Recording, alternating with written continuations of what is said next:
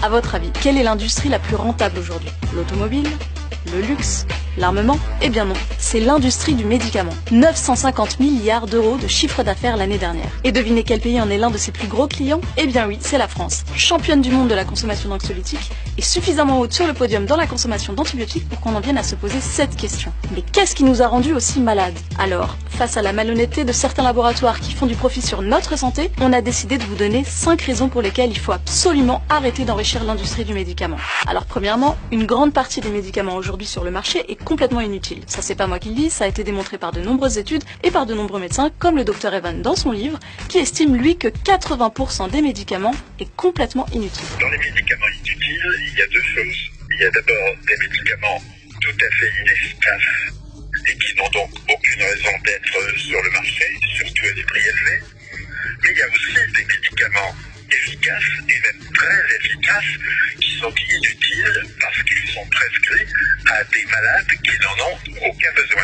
Deuxièmement, les laboratoires utilisent l'expertise de certains médecins pour inventer de toutes pièces des maladies qui n'existent pas. Ça fait très théorie du complot et pourtant, ça existe. Ça s'appelle le façonnage de maladies. Une de ces maladies inventées qui est l'ostéoporose.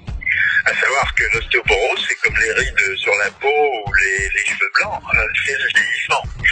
C'est pas une maladie, c'est l'évolution normale de l'espèce humaine, ou de toute espèce. Les chiens aussi font de l'ostéoporose. Mais il n'y a pas que l'ostéoporose, il y en a beaucoup d'autres, de maladies complètement inventées, la dysphorie prémenstruelle des femmes, c'est le syndrome d'hyperactivité avec beaucoup d'attention des enfants, et puis pour moi, et pour beaucoup d'autres aux États-Unis et en Angleterre, les histoires grotesques du cholestérol qui tient absolument pas la route. Un rapport de l'IGAS, l'Inspection Générale des Affaires Sociales, estime que les laboratoires dépensent en moyenne 25 000 € par an et par médecin pour les influencer. Parmi les plus généreux, Novartis, Servier, MSD, Sanofi, Pfizer, qui dépensent chaque année des millions d'euros pour chouchouter les médecins. Face aux nombreux scandales, l'État a mis en place un nouvel outil qui vous permet de savoir si votre médecin est sous l'influence d'un ou de plusieurs labos. Il suffit d'aller sur ce site et de taper le nom de votre médecin et vous verrez tous les avantages qu'il a perçus. Troisièmement, les industries pharmaceutiques préfèrent élargir le nombre de malades pour vendre plus de médicaments plutôt que de réellement les soigner. C'est ce qu'on en vient à penser quand on voit qu'au fil des années, plusieurs seuils de diagnostic ont été manipulés pour faire plus de profit. Je m'explique. Le seuil de diagnostic, c'est ce qui apparaît sur votre prise de sang et qui détermine si vous êtes malade ou pas. Par exemple, on était pendant des années considéré comme malade quand on avait un taux de 240 mg de cholestérol par litre de sang. Ce taux a été réduit de quelques milligrammes, passant de 240 à 200, ce qui a augmenté le nombre de patients de, tenez-vous bien, 42,6 millions, soit une augmentation de 86% et un marché en or pour les laboratoires. Quatrièmement, les laboratoires s'enrichissent en spéculant sur leurs brevets et en vendant leurs molécules à des prix exorbitants. Prenons un exemple concret, le laboratoire américain Gilead. Son médicament, le Sovaldi, lui a permis de réaliser en un an 12 milliards d'euros de bénéfices, et ce au détriment de nombreux patients à travers le monde qui n'ont pas eu les moyens de se soigner. Gilead est le seul laboratoire qui a cette molécule et cette molécule est à des prix que personne ne peut s'acheter. En France, chaque malade soigné avec ce médicament coûte 41 800 € à la sécurité sociale. Aux États-Unis, 77 000 €. Mais ce médicament vendu à 500 € l'unité en France ne coûte que 7 € au Bangladesh, pays très pauvre qui, face à l'urgence sanitaire, a décidé de copier cette molécule pour la vendre à des prix raisonnables et soigner sa population.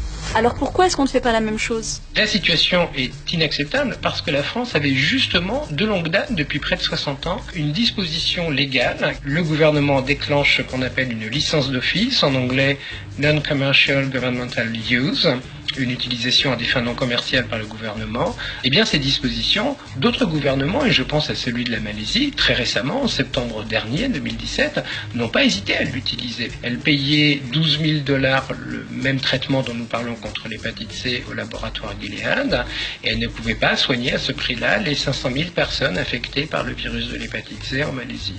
Elles ont donc déclenché cette licence d'office et elles ont pu recourir à une version générique à 300 $. Elles ont divisé par 40 le prix.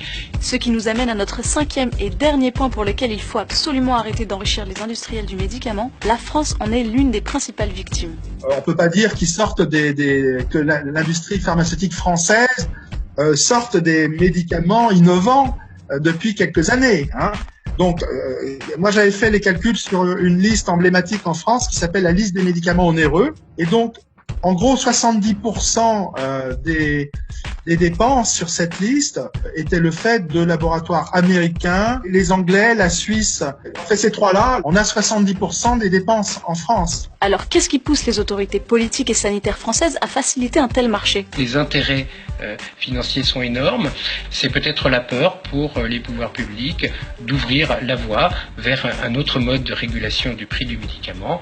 Et là, la pression des industriels est vraisemblablement énorme pour empêcher le gouvernement français, pour empêcher les gouvernements des pays de l'OCDE de recourir à ce type de dispositif. Mais alors, pourquoi continuer à enrichir des laboratoires qui préfèrent de loin nous voir malades que nous aider à guérir?